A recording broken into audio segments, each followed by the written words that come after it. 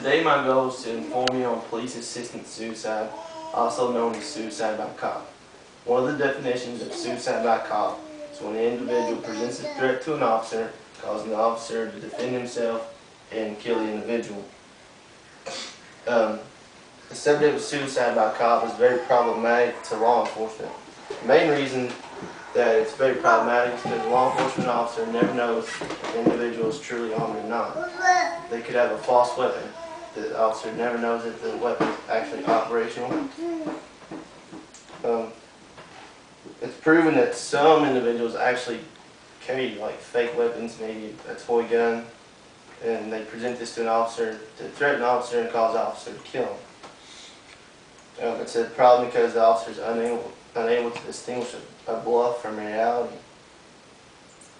Most shootings are non-fatal, and the non-fatal shootings leave the officer feeling like he's been manipulated into committing suicide for someone else.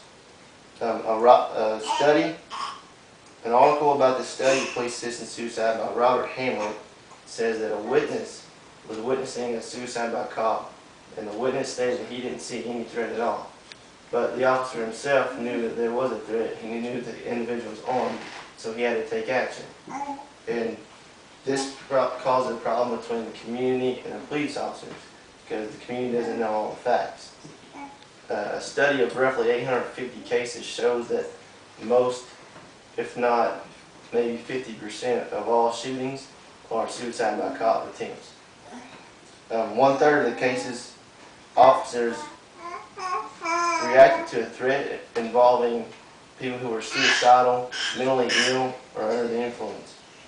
A loss of confidence in the officers becomes a problem when they come into a situation that's really life-threatening. They'll lose confidence or they'll second-guess themselves, causing them to get themselves or others hurt. A motivation for offenders is they're truly suicidal. They're scared to die, so they're wanting someone else to do it for them. Maybe they're under the influence. There was a woman that claimed to killing 2 small children so that she would be sent to prison and sent to death. Another motivation is maybe they're spiritually or religiously, they can't kill themselves, but they still want to die. Or the fact that they just want media attention. Most suicide by cop individuals, they ensure their death. Say they were shot and they drop their weapon, they will keep attempting to retrieve their weapon until they're finally shot and killed.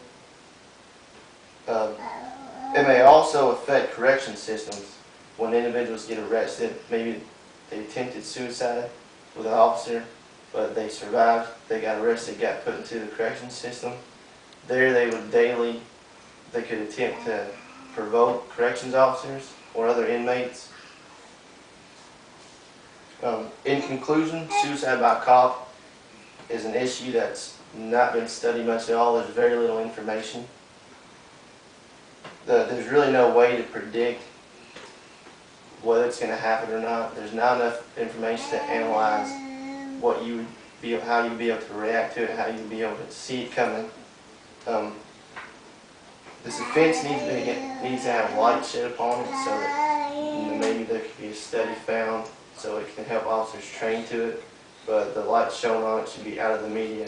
That way it doesn't give any suicidal individuals a chance or an opportunity to pick up the idea.